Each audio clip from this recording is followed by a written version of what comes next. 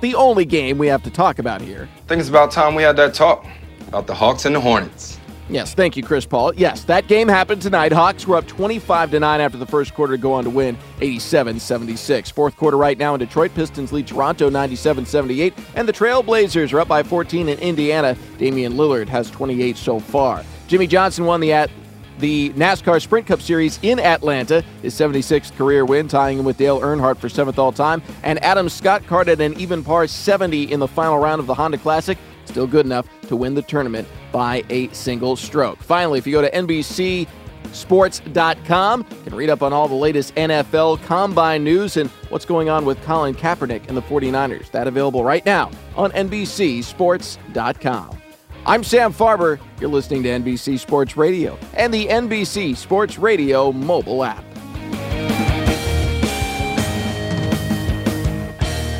This is KCAA.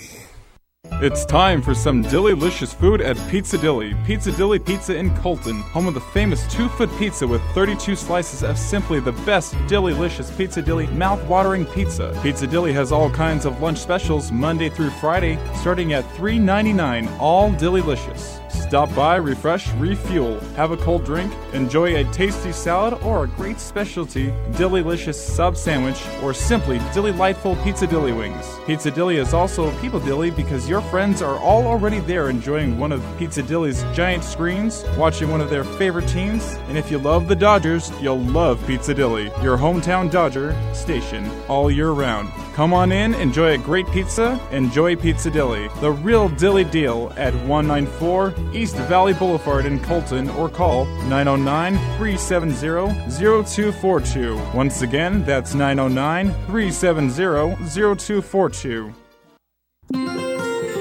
From the KCAA Weather Center, I'm Frank Stratus. For this afternoon, mostly sunny skies with a high of 84. Tonight, expect patchy fog after 4 a.m. Then it's going to be partly cloudy with a low of 52. On Monday, patchy fog before 10 a.m. Then it's going to be mostly sunny with a high of 83. On Monday night, mostly clear with a low of 53. On Tuesday, expect sunny skies with a high of 86. Tuesday night, it's going to be mostly clear. That's your weather forecast for this hour from the station that leaves no listener behind. NBC News Radio AM 1050 KCAA. Yo, what's up? Where's my old school hip hop and freestyle party peoples at? It's going down Saturday, May 7th. The High Deserts Freestyle and Old School Music Festival at the San Bernardino County Fairgrounds in the city of Victorville. That's right, performances by Vanilla Ice doing his classic Ice Baby, Mr. Baby God's Back, Sir Mix-a-Lot, and freestyle legends Stevie B, Lisa, Taylor Dane, Expose, Trinier, Debbie Deb, Shannon, and Connie, all being hosted by DJ Sergio X. Plus, you got the hottest DJs mixing the best in 80s and 90s throwbacks. This is an indoor-outdoor event, and all ages are welcome. I know you want to get your tickets, right? Well, hit up www.lcshevents.com or call 760-514-1845. This is all going down once again at the San Bernardino County Fairgrounds in the city of Victorville, Saturday, May 7th, the High Deserts Freestyle and Old School Music Festival. Now that's what's up.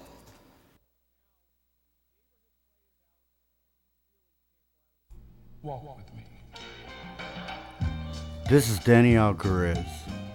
Today, we have a variety of shows.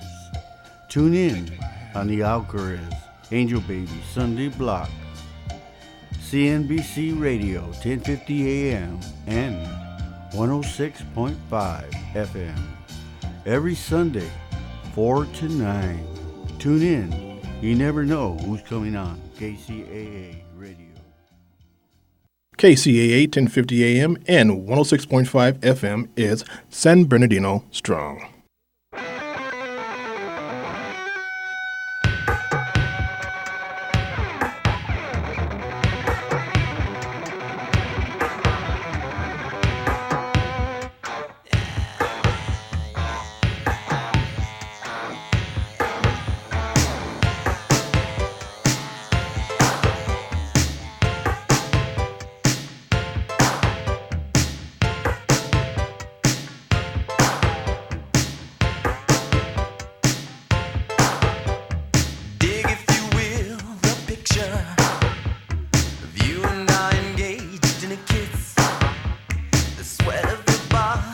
covers me. Can you, my darling, can you picture this? Dream if you can, a courtyard, an ocean of violets in bloom. Animals strike curious poses. They feel the heat between me and you. Just leave me standing, alone in a world that's so cold. Maybe I'm just too demanding. Maybe I'm just like my father, too bold. Maybe you're just like my mother. She's never satisfied. Why do we scream at each other? This is what it sounds like when doves cry. Hi, you're listening to KCAA 1050 AM and 106.5 FM, the Danny Alcarez and Angel Baby block. Sitting here with me is Carla Quebec, our host, and Scott Wyatt from the San Bernardino City Unified School District board member. Hi, how's it going today? Oh, it's going great. Thanks for having me on the show. Wonderful. Thank you for coming, Scott. Thank you so much. We have quite a few questions for you, but before we begin our questions, we'd like you to tell us a little bit about yourself. If you're married, if you have children, all that good stuff, because we're always interested. How long you been on the district? Yeah, how long you've been in the district? Okay, well, I am married. I have two beautiful children, my daughter Brooke and my son Hunter. Nice. They both attend public schools here in San Bernardino. Oh, that's good. My daughter attends Cajon High School, or she's a Cajon cowboy and a cheerleader as well, and doing very well in school and in the IB program, which is a pretty rigorous program. My son is. It's awesome, though. It's an an awesome program. Yeah, it's going to take her a long way as well. Many of our students that are going through it. My son goes to Richardson Prep, which is another phenomenal school in our district, and we're very fortunate to have both our kids actually go through Richardson Prep through the lottery process, where they had to get a number and get drawn, and we're real fortunate that happened. But one of our goals though is to make sure that every school is like Richardson Prep. So we don't just hope that our kids get in that school, but any school they go into San Bernardino, that's one of our goals. So I've been in the city going on about 18 years, and before that, I lived in Fontana, and so I'm still kind of a local boy from the area. And moving over here to San Bernardino was really nice for us. We live in this really nice little neighborhood off of Edge Hill and H. I don't know if you know where that's at, but it's I do actually. Yeah. Both of us know where that's at. Nice little part of town, and some great neighbors. And so we made a decision about a year and a half ago, my wife and I, that we want to make a difference in San Bernardino. And I was real fortunate by Mayor Kerry Davis. He gave me a chance to get on the Planning Commission. Oh, good. So I could start learning more about, the inner workings of politics in the city and how we could generate business and build our economy. And then up came the school board election. And I'd been asked to run before, but I really didn't want to just because of time. Yeah, it does require a lot of time. And tell us how much you make being on the school board. Not much. Is it as bad as our city officials? City council members. I hope they make more. Put it that way. Well, but they're making $50 a month. Oh well, we make a little bit more than that. But good. quite honestly, the folks that are on this board, I can assure you, it's not about the money. Even it's if the same with the city council. Yeah, it's even exactly if there was the same. any kind of money and there. we have a very great school board right now. I love. We have a phenomenal school board. That was one of the reasons. And I know you came on board last year, correct? Yeah, last year, I ran and. I got to thank a number of the board members that were already there. Dr. Margaret Hill, Dr. Barbara Flores, Mike Gallo, Abigail Medina. So a lot of people told you to run, right? Yeah, I had a few folks encouraging me. Who convinced you? Well, how did you? Because you've been asked before, so. What convinced me this time? What motivated you is what she's asking you to actually run. Well, a few things. One, like I said, we really wanted to do our part for the city. Have an impact on this city, and I always say you could talk about things or you could do something about it. I know, and I like your attitude. I really do. It's important to step into the arena and actually do something and not complain. And education was definitely my background. I've been in education over 20 years. I started in 1994. Okay. So a ways back at juvenile court schools here in San Bernardino County, which I still work for now, San Bernardino County Superintendent of Schools. Wonderful organization. We got great leadership under the leadership of Superintendent Ted Alejandre. So, we have a lot of great things happening over there, just like we do in San Bernardino City Unified School District with Dr. Del Marsden, and that was a big piece. And we had Ted. We had Ted last week, and we also had Mike Gallo, and it was amazing. Yeah, you had two top guns in the area in education. Yes, and I don't think we've had enough time. I mean, we didn't. So much stuff to cover. We're not going to have enough time with you either. Because That's all right. A lot of things that you guys are doing throughout the school district. Well, the whole idea is, one, just to get the message out there that this district is a district on the move. Mm-hmm. I always tell folks I have this unbelievable opportunity to be bookended by two of the most phenomenal leaders in education in our area. On one side, I have Dr. Del Marsden. On the other side, I have Ted Alejandre. So they both are wonderful. Yeah, I say just between those two folks alone, I know, as your I mentors, could learn so much. Yeah, right. So I appreciate them both, and definitely educating me and taking it to the next level, and hopefully being able to carry on their philosophies and their goals for our district, because we're making hope happen, and that's what I want to talk about today, where we're going with this district. I know Ted and Mike probably talked plenty about our programs last week. And a lot about all the different programs we have right now going through the school district of San Bernardino. But I know one of them is reducing citations and the school to prison pipeline. Right? What is that targeting into the school district? Can you elaborate a little bit for us, the listeners? Yeah, definitely. First of all, unfortunately, San Bernardino City per capita has issued more citations to youth in our schools than any other city in the state. Oh, my goodness. So it's been, it's one of those statistics that we look at that you kind of got to be concerned about. Yeah, absolutely. It's very concerning. And myself, I worked in the justice system right here in San Bernardino County Juvenile Court Schools, Central Juvenile Hall, for almost 20 years. Wow. So I saw the product of that. I saw the product of a lot of our kids getting arrested and going into the detention setting. Obviously, a huge first step towards possibly going to county jail and then prison.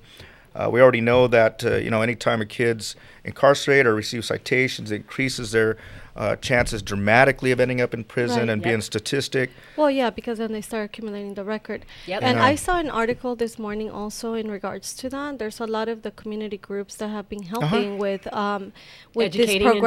this program actually, with the reducing the citations. Absolutely. And I guess it's because they're saying that kids are kind of getting suspended for just small things, and I know that the chief of police also extended that to, at least if it's the first time, for them not to be cited, or to given a chance, so that they're not cited automatically, right? Yeah, and what you're talking about is Education Code 48900K. Oh, so now should I be writing these down so I understand them? No, and don't forget them. I'll try to keep you on board for that.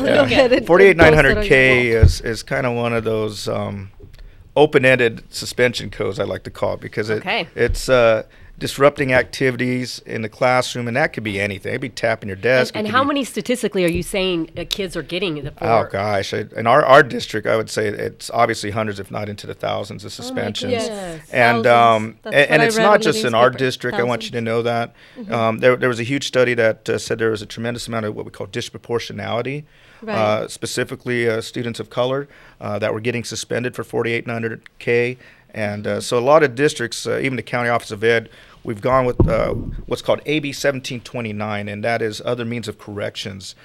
Trying to eliminate 48900K suspensions in our schools, definitely for kids like from kindergarten to third grade. Because we want to do early intervention as well, not start building that file on them, a negative file. But, I know. In third grade, if they're already starting a file, you can only imagine what they're going to be doing in eighth grade. And what I read on the newspaper that was interesting to me was that the statement of, I'm not sure if it was the chief of police or Abigail Medina, that said that the school police was there, security was there, to help students out and keep them safe. Correct? Not to come and be like a military force in the schools. Exactly. So I like that statement. I'm not sure who made it. Because I kind of read it this morning really quick. But I thought that was interesting. But with that, we'll be back. We're going to go on a break, and we'll come right back with Scott Wyatt. Thank you, Scott.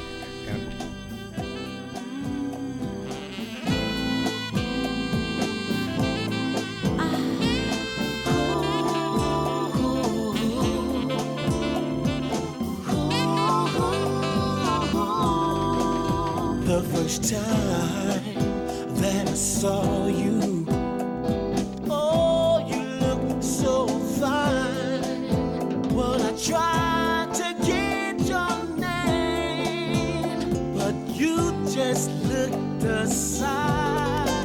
La segunda vez que te vi, yo traté de hablarte, pero solamente tú te vas sin darme una oportunidad. Let's pretend we were lovers. Let's pretend our hearts will beat as one. Let's pretend we were lovers. Let's pretend our hearts will beat as one. The third time that I saw you, you gave me a little glance, but you acted like you wanted to talk, but you ran away instead. La cuarta vez que te vi, era mi última oportunidad de detenerte para que escucharas a mi corazón hablar. Let's pretend. Oh yeah, baby. You keep talking to me. For that sexy speech turns me on. Until we know two heartbeats have one.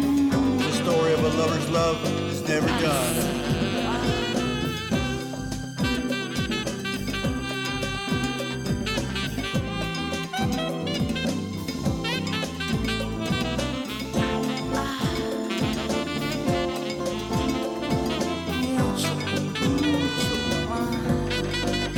Let's pretend we were lovers. Let's pretend our hearts will beat as one. Let's tonight forever as one. We were lovers. Our dancing will always run. Let's pretend Promise let it never die.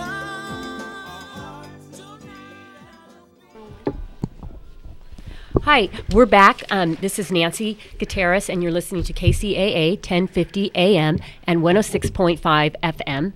And we're sitting here with Scott Wyatt, and he's our school board member. Can you tell us a little bit more? We can continue our conversation about citations. Yeah, absolutely. Like we were talking about earlier before the break, that our ultimate goal is one, not to cite students definitely for things that would be considered like a misdemeanor or less. Right. There's some laws that obviously we have to cite Yeah. for, but Weapons we and really are working through the police chief and our local department, school police department, on using good judgment.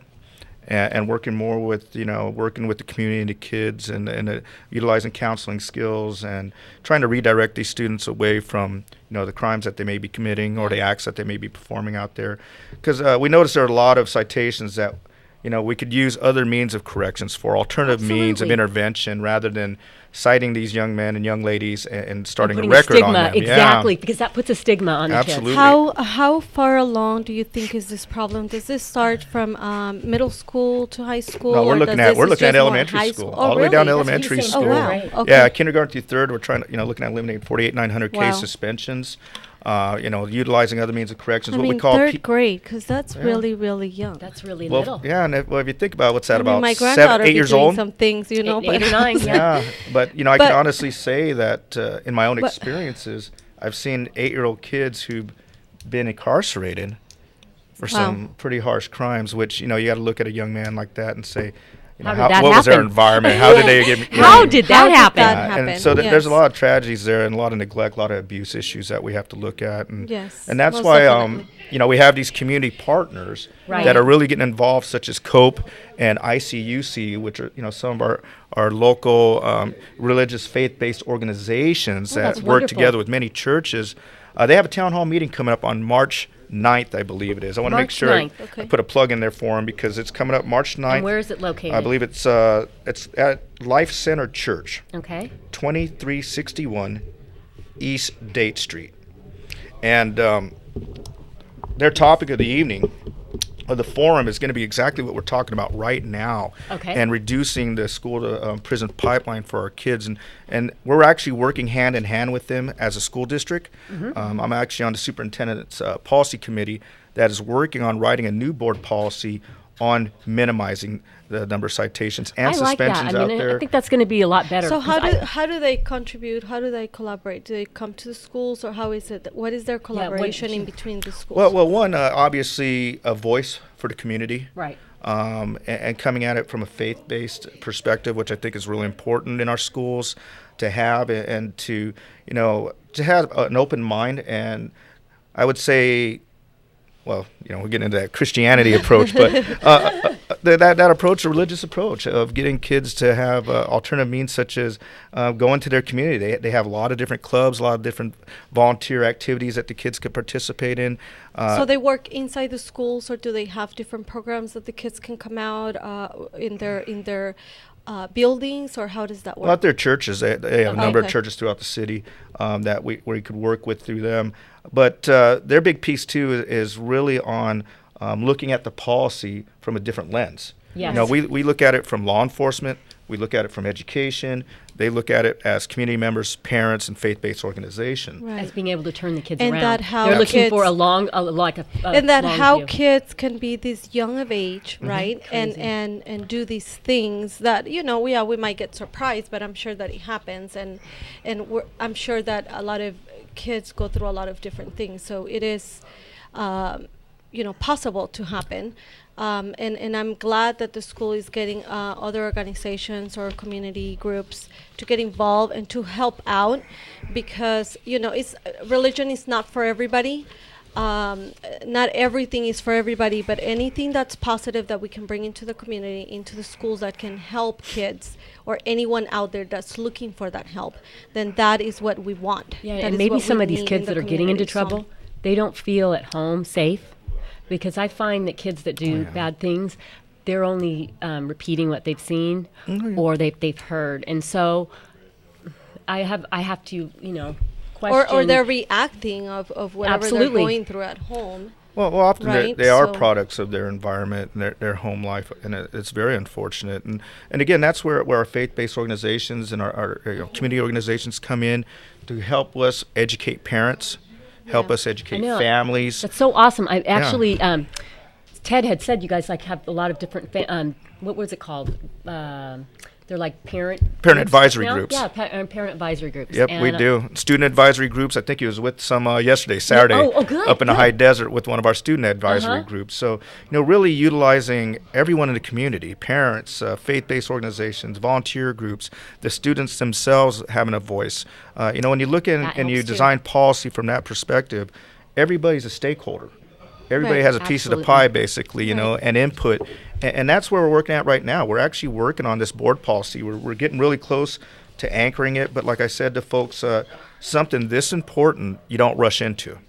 You take your time, you write it well, so when we implement it, it has maximum impact on our kids, meaning minimizing suspensions, minimizing citations, increasing graduation rates, increasing attendance rates. It's all about that, keeping our kids in school so we can educate them. Yeah, so we can educate them. So when you guys do all of this, who participates on the voting? Who makes the changes? Do you guys have like an open meeting that people can attend or participate? Well, right now, in case parents want to come out and maybe participate on it? Well, that's like what the town hall forum's for, that COPE's having on the 9th. And but in our group, we have executive cabinet members from the school district.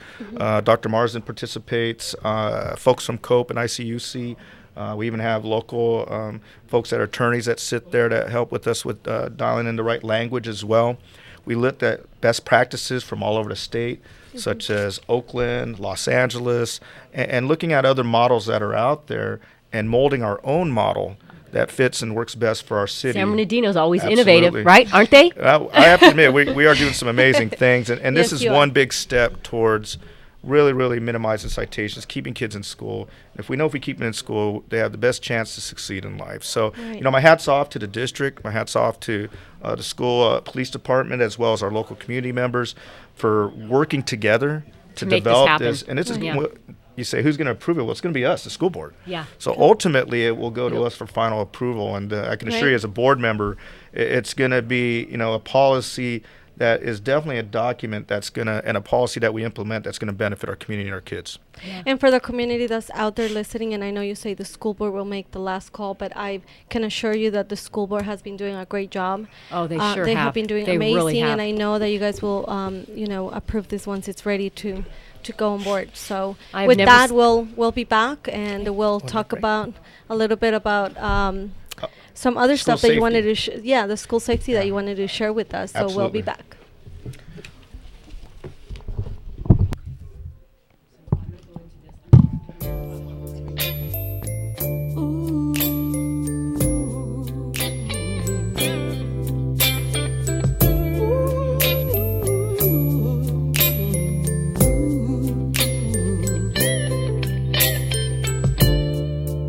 I can hear the angels ringing their chimes of a bell. As the time goes by, a world of paradise. We had time, you and I, to smile, laugh, and cry. So wipe away your tears and remember the happy years. Forever and forever, I live inside your dreams. My heart, my love will be together, just you and me. The morning, a sunrise, every evening, a sunset. I whispered a word that's true, and at this moment, I'm with you. The first spring of romance, a summer we play and dance. To fall in love one night, then a warm winter every night. Forever and forever, I live inside your dreams. My heart, my love will be together, just you and me. Forever and forever, I live inside your dreams. My heart, my love will be together, just you and me. I can hear the angels ringing their chimes of bells. I can hear the angels ringing their chimes of bells. Through the mountain skies, on the top of the river high, down to an ocean blue, I'll always be with you. Forever and forever, I live inside your dreams. My heart, my love will be together, just you and me. Ever and forever, I live inside your dreams. Heart, my love will be together, just you and me. Ever and forever, I live inside your dreams. My heart, my love will be together, just you and me. Ever and forever, just you and I. Oh yeah, heart, my love will be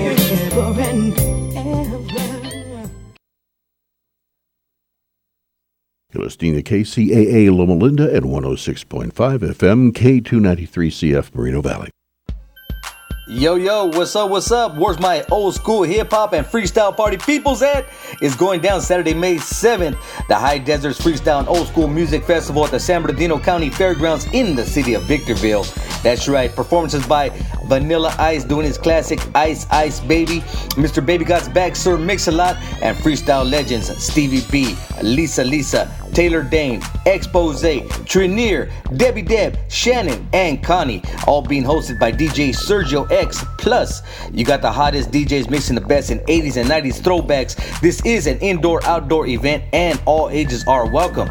I know you want to get your tickets, right?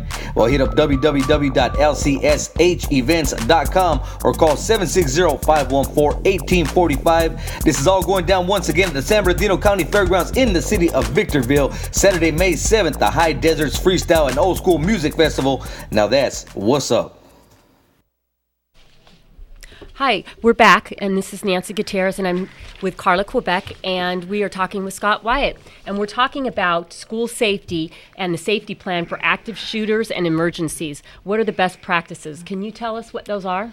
Well, this kind of parallels what we were talking about earlier about school police and their role in our schools. And there are folks out there in the community that were concerned about over-militarizing our school police and, what kind of weapons were they using, what kind of firearms do they have, and, again, issuing a lot of citations. But, when you look at school safety, which is our number one responsibility to our kids and our community. And to the parents, because they're dropping their kids off there. Absolutely. And I don't know about you, but go around an elementary, middle school, or high school in the morning, when people are dropping off their kids or picking them up in the afternoon, and it is chaos. It is chaos. It is chaos. You see parents doing things that they just wouldn't normally do when they're driving, but they're running late going to work. They got 4 kids. They just dropped off the first 2, and they got 2 more to go. So it gets pretty crazy around our schools. So, I know at the beginning of the year we were targeting areas for traffic enforcement and making sure that parents were driving the right speed limit, doing the right things around schools. I'm one of those terrible parents. I need to be more careful. Yes, I've been in the car with her. She's I really look at our school and PD in a lens of providing safety and security for our kids. I know that they've taken a little, I wouldn't say a beating, but a little bit of criticism about citations. We live in a tough town. Let's be honest here. Where there's a lot going on, a lot of crime, and but they've really taken a proactive approach under Chief Polino, working with the school board, working with the local communities, and what you're seeing is a very efficient school police department in regards to, one, making sure that they're also battling crime, but out there making sure kids are safe and creating different opportunities for them. And that they're not true, and I love that. Yeah, they're going and checking their houses. Absolutely. I think that's amazing. I think it's awesome. Bring them in. When kids see our school police, they don't see them as, oh, there's the cop, but they say, hey, there's a friend in uniform, a person that cares about me. Or Sergeant so-and-so or whatever. Absolutely. Yeah. So, when I think about school safety and our safety plan, we really had a gut check on 12/2. When 12/2 happened, all of us were in great fear. One, what's going on? 2, is it still happening? 3, how are my kids?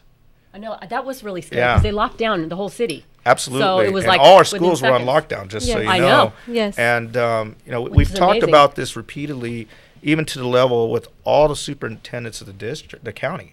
Every superintendent in the county of San Bernardino met, and we've been talking about this particular issue and this concern because, like I said, at the end of the day, thank God on that day, no kids were hurt. Every kid. Well, now you know that it works. Whatever you guys have already set up, everybody gets locked down at the same time. It was done, and it was done properly. Well, and we wanted to look at best practices because not every district was like that. Not every school was like that. Oh, I'm sorry to hear that.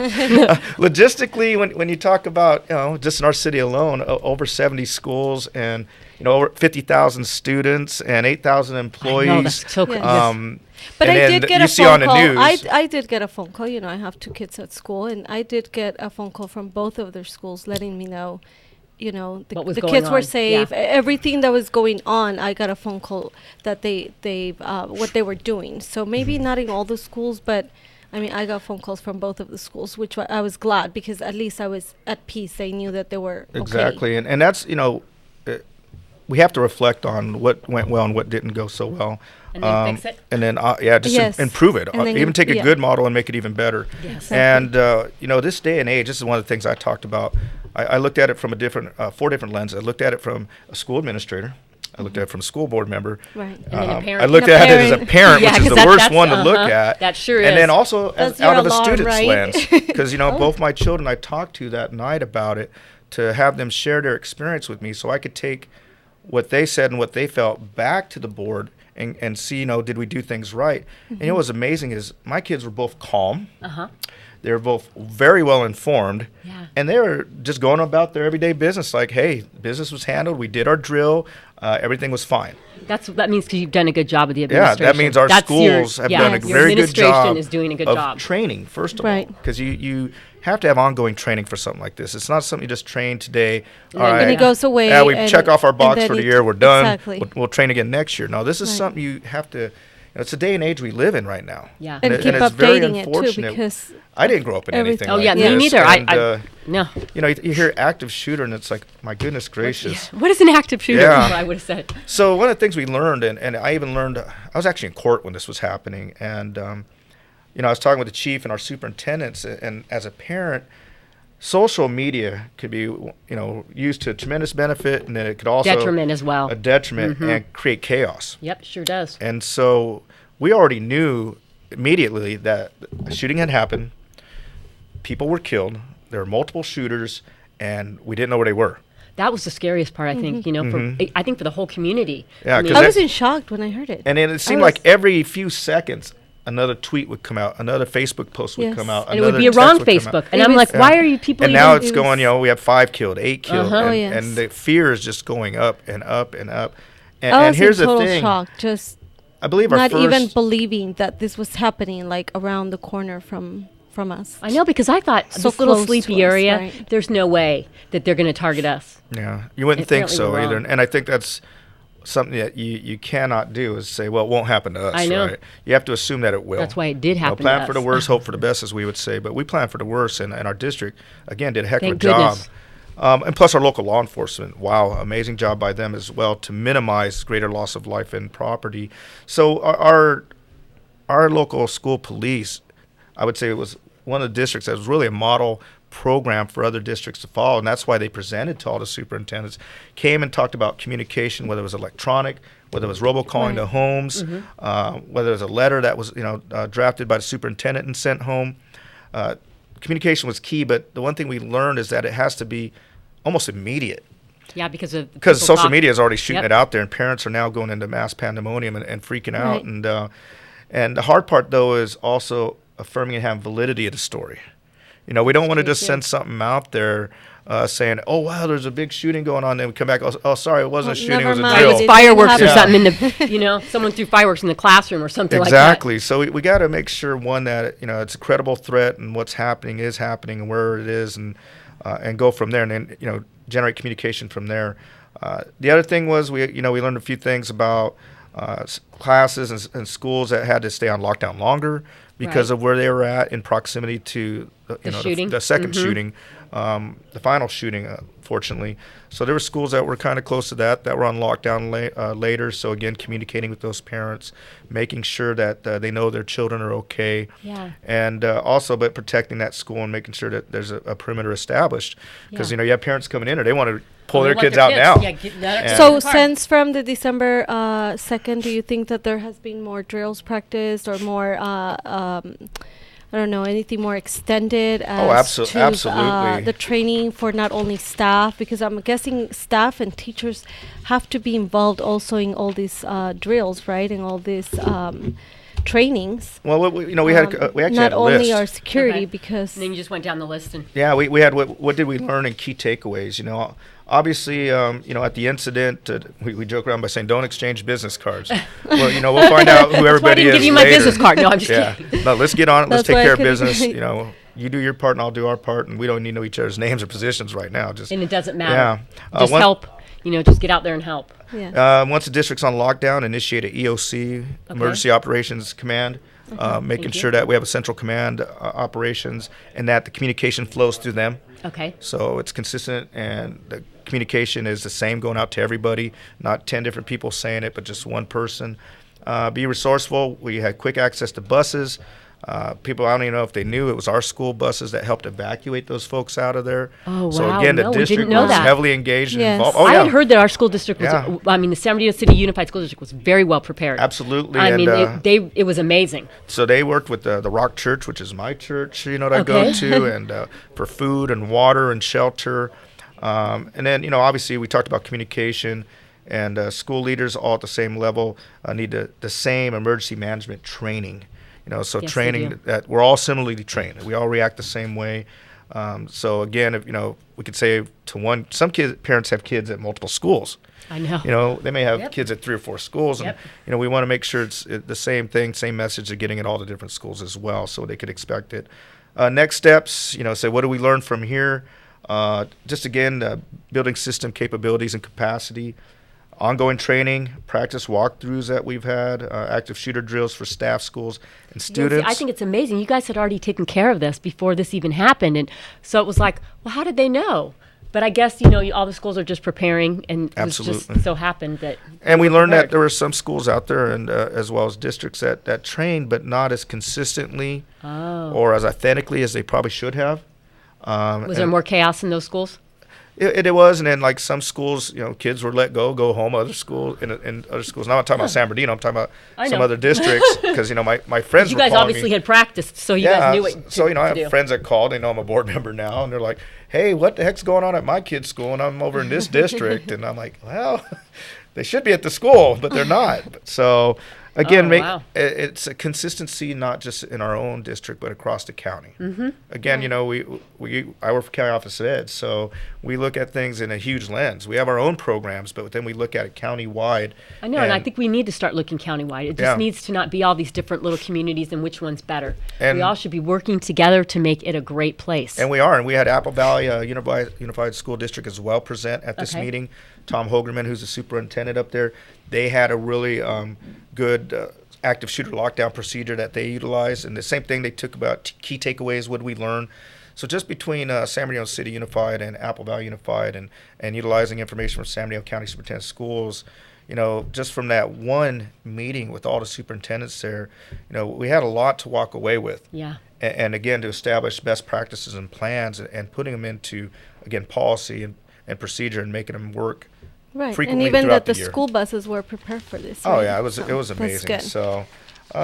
So, did you want to go ahead and just move on before we go on a break? Let's try to move on with. I think you've wanted to talk about. Oh, he says we have about 2 minutes, but we can go ahead and move into the question. Sure. Which one was it? Let's do the. Can you please elaborate a little more for our listeners? What is the first linked learning? What is the first linked learning? Oh yes. Oh, linked learning. Well, we're already doing linked learning right now, just so you know. Okay. But part of it on there. My children are great and grown, gone to college, so I'm sorry. No, I don't know what linked learning. No, that's okay. And I'm surprised. This is like one of Mike Gallo's pet, his brainchild babies right here that he loves. So I wouldn't have been surprised if Mike didn't talk about this himself. But linked learning is exactly what it sounds like, and that is linking learning with our local community. Okay, he did talk about that. Our local employers. Okay. For example, he probably talked about Indian Springs, and I imagine Curtis Middle School, and how they're working over there with the Haas machinery that they had. No, I'm trying to tell you, they could have been here for another 2 hours. Oh yeah, it was so interesting, and there was so much to tell us. They have to come back on because we didn't get to hear. And then we can talk. And I think one at a time, right? Because both of them have so much. And we could talk about this for an hour easily about linked learning and career pathways and linked learning from kindergarten to 12th grade to secondary education. And that is, just maintain this mindset from, kindergarten that we're getting our kids prepared for college life and career readiness. Mm-hmm. Right. So it's a two-pronged approach. One, we want to make sure that they're ready for college. And two, we want to make sure that they're ready to walk into a career right out of high school if possible. Yeah. If they need to. And how do we make that happen? Well, they told when us we last come week. back, when we come back, he's gonna tell Yeah, us. we'll talk a little bit about that and When we what come we're back doing after right the now break. to make that happen, where some of our kids could walk out of high school making $65,000 to $75,000 a year. I think that's what. Yes, and that's what we That's need. prosperity for our community. Absolutely, we'll Yes, talk about we'll that be too. back after this break.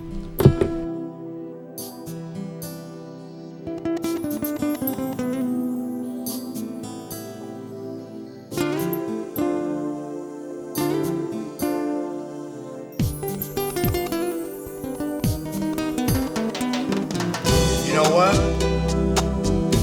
When I first saw you, I knew our love would be true. That chance, it lasts forever. As I walk behind that girl, she smiled and she turned around, talking with this sweet romantic sound.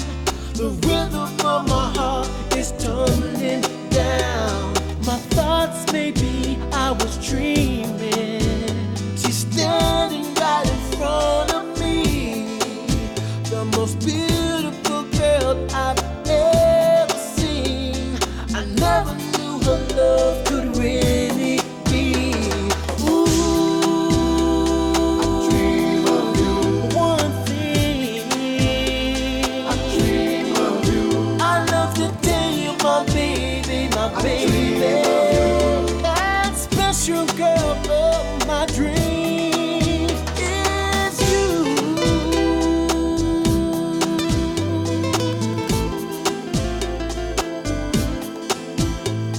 Come on, baby. Let's dream. Yeah, live our lives to the extreme. I linger to see you every day. The hunger for your love to find its way, so our dreams of life can come true. Together, you and me in our world. You have taken my loving heart, believing no chance to grow apart. Desire and want you in every way. I pray that our love will never run away. I dream of you. One thing, I dream of you. I love to tell you, my baby, my baby. That special girl of my dreams is you. So let's dream, baby girl. Make this night last for that one chance. Our love grows stronger and stronger as time will pass.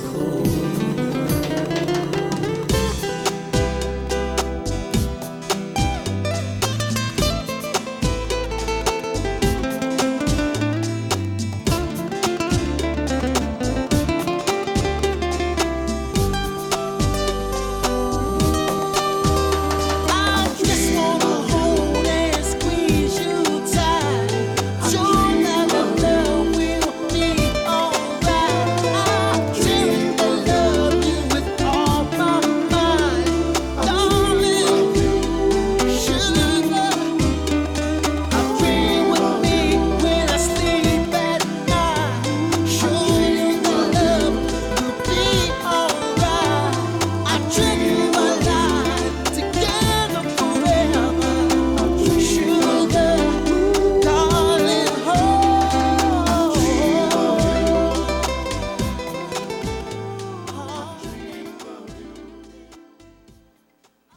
Committee member.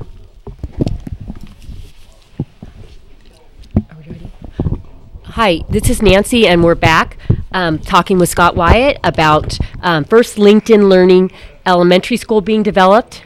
Can you tell us a little bit about that, Scott? Well, like we were talking about linked learning and how it basically links education directly with our local community employers. We're talking about a little bit about Curtis Middle School and Indian Springs High School, where they have this program, and it's developed around a bunch of Haas equipment, which is I'll tell you, it's highly expensive equipment that when you walk into these middle schools and high school programs and you're seeing this machinery that these kids are working on. You think how to lucky become they are, huh? high-tech machinists, you're going, no way. Yeah. You know, this isn't even something I would expect to see in a college, let No alone question. a high school, middle school. I know Mr. Gallo and Ted had mentioned a little bit about that. They never mentioned about the equipment, because, like I said, we just ran out of time. We didn't have enough time. But do the parents get to go in there and see this program before the students? I imagine an open house, because you know when we were over there for the.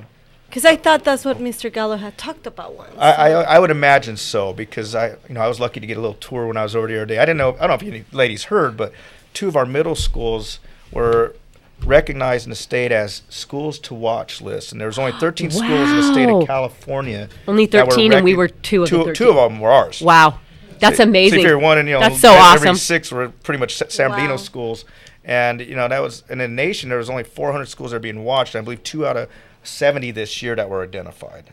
So so that's an honor. They're honor. in top-notch company right now. Which or I should say they're in company with us. How's that? So yeah, and I think that the kids should recognize that they're going to get a top-notch education. Is that Serrano and Curtis is actually one of the schools that has this machinist program where they're working on these Haas equipment. And I got to do a tour with these kids, and they're doing 3D animation, designing things, and then they're printing it with a 3D printer. And I've never seen anything like this in my life, I'll be honest with you. And I was always into trade programs and how lucky these kids are to get to go to these schools. I tell you, I was watching them design some of the stuff with the software they were using. Typing on computer. Yeah, that's what I had. Typing computer. I don't take that class either, Carla. That would be on like anabolic steroids what they're doing now, because it is just. I walked in there and I got to meet the instructors and the kids, the students that were in there. And I was just absolutely blown away, one, at the products they were developing. Okay. They happened to be, the one I was talking to, he was developing a new cell phone case. Uh-huh. A cell phone case that you could use for our phone. And this one he was creating to where you could slide it in. It had a couple different capabilities that he was creating out of it, which he designed himself, utilizing the software. They had a 3D animation software, designing himself, putting the specs on it, and then actually developing the product on these 3D printers. Wow. Yeah, I was like, that's crazy. It looked like something you'd buy right out of the store from Verizon, or one of the stores that you'd buy any type of cases like on our phone right here. It was that quality. And I think that's the important part, is that not only are they learning job skills, but they're also producing quality, products. You say this is for the future. You say this is at Curtis Middle School.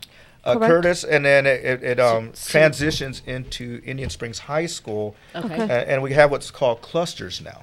Okay. And our clusters is part of the linked learning concept, where we start in elementary school. Okay. That elementary school feeds into the middle school. Right. And that middle school feeds into the high school. So it's a continuous mindset and culture on the particular job fields that they're looking at. And it could be, the engineering field. It could be healthcare. It could be technology, such as computer programming, computer designing, coding. We're starting to do coding programs. Wow. So that's all part of this linked learning program that the district's already created. Now, the big step we're looking at, that we were talking a little bit before break, was creating the first linked learning elementary school. Right. I had a quick question for you. The transients. I know that there's a lot of transient as far as the kids moving to different areas in the San Bernardino. Will that work if they start in one elementary school, or should the parents maybe become more stable? Maybe this will encourage some stability. I would almost assure you that parents are going to want to keep their kids in these clusters and these programs, because the potential for them when they turn 17, 18 years old and graduate from high school, like I was talking about going to career. They're going to have job skills already in place to go be employed. Yeah. Our new medical. And that's what we want, right? We want them to be skilled. We want them to be ready. We want them to make money so they can support themselves. One of our biggest ones getting ready to open up is our new, one of our healthcare. Stop calling mom and dad. We have our healthcare career pathways that we're working hand in hand with Loma Linda University Medical Center. Some of you may have seen the Loma Linda University Medical Center Health Academy that's being built right over by the baseball stadium, San Manuel Baseball Stadium. Again, San Manuel, a huge partner. I know. They do so much for this community. They really do. So they're going to be working directly with our kids. Our kids are going to be doing interns over there, being educated in healthcare fields right there congruent with Hands high on school. everything, huh? Yeah. So they're going to be finishing So up high school in different healthcare fields. Are all the First Link programs and all of that going in? Is that funded by the same San Bernardino School District, or who is funded? It all comes by under and- our college and career readiness program. Okay. You know, and that's just one of our specific areas that, you know, it's headed by Pam Kemthorpe. She's our director of that, executive director. And just to give Pam a little plug, she's absolutely phenomenal. Again, I've known her for about 10 years now. And How are you finding all these great people? Are you guys going out and recruiting from other school districts, other cities? How? Well, you know, I think sometimes you have to do that. We're all on the same page, and we all have similar philosophies, and we want the same thing for our kids. You know, I think you kind of gravitate towards people with similar desire and similar passion for education for our students. It just happens to be right now that my biggest passion, which is CTROP, you know, career and college readiness, is what we're doing. Right. And I've Which always is believed that this is what we should be doing with our kids. I believe so too. I mean, when you think about it. Well, what are we trying to do with our kids? We're trying to prepare them to for go a career. out there and we're trying to prepare them so they contribute to society. And so are you guys they can get a good job. Bottom line is you go to school to get a good job, right? And because you say that, I wanted to ask you, once they're trained, are you guys working with particular people like outside of a business owner or something where they can fit that skill in once the kid graduates, or they have that skill? Or are you guys collaborating Absolutely. with that? And that's the whole idea business behind linked people? learning is working directly with your immediate community. Perfect. From the school. You know, you're identifying business partners within the city that are right here around us. So our kids. So it's kind of like Job Corps for the older kids. You know, the older kids we call it Job Corps. You know, I like that. I supervised RLP CTE programs where we worked with the United States Department of Forestry, right. San Bernardino County Maintenance, local electrical contractor, and our kids would be going out to those jobs and working those jobs, some of them getting paid while they're still going to school and working side by side with folks that are out there. And they doing usually it for get hired career. from doing those jobs too. No, they do. A lot of them get hired. Yeah, and this was my juvenile correctional kids. Okay. My kids from the my jail programs were out there. I had a few even get in with the Forest Department as Type 2 wilderness firefighters. Wow. And we have quite a few kids now that are firefighters throughout the state. And their life's changed just because somebody took the time to teach them something else. Absolutely. So, you know, and one of the things, you know, we're getting really close here on time, but I wanted to talk about the school district being the catalyst of change for our city. Yes. You know, a lot of people don't realize, and I didn't even know this, and I've lived in this city almost 20 years and talked to a lot of folks, but our school district purchased nearly 200 homes in our city that were homes of blight and abandoned homes. People don't realize this. Our district bought almost 200 abandoned, blighted homes, and what they did is they took those down, tore them down, and they built brand new schools. Oh my goodness, that's so wonderful. All these homes were that were dilapidated and stuff. Bringing down our property values. And they were pretty much all in low socioeconomic status areas. Yeah. Right. So they went and took these homes, leveled them, built brand new state-of-the-art schools, brand new state-of-the-art facilities in these neighborhoods where kids desperately needed them. Right. And so now we've increased property value. Mm-hmm. We've invested into our city, and we've also allowed the community, the local residents, to utilize those schools on the weekends, where they could use the rec fields, they could use the courts. So those not only are they there for the students too at those new schools. Isn't that amazing? They're really proud of their schools. Keeping our kids out of trouble. They have a place to go. They have a safe place to go. They have a nice place to go, not just during school, but in the afternoon and on the weekends. So that's why I want the folks out there to know that San Bernardino City School District is the catalyst of change. We're going to lead the way to where we create not just schools of excellence, which we have already now, right, but we're going to create a district of excellence to where people are going to want to move here and live in this city. Thank you so much for listening in. Yes, thank you so We're much, here Scott. with We Scott appreciate Wyatt from the San Bernardino City Unified School District School Board, and Nancy Gutierrez, Carlo Quebec, Inside Politics, and we'll see you next weekend. Bye. You're listening to KCAA, Loma Linda, California. The best station in the nation. Your NBC Sports Radio update starts now. Beware the unranked opponent. I'm Sam Farber. 3 more teams in the top 15 in college basketball fell today. Road not kind to number 5 Xavier. They lose at Seton Hall. Number 8 Iowa losing on the road at Big Ten rival Ohio State. And the 15th ranked